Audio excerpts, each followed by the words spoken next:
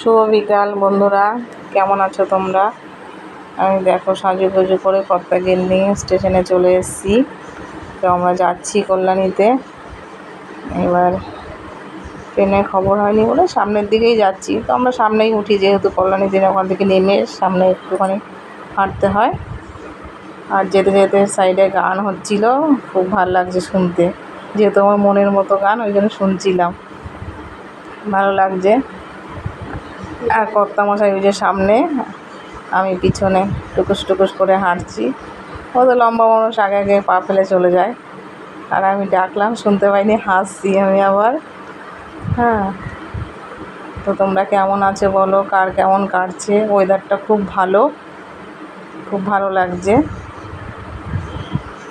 সেন্টারে গেলেও ভালো লাগে।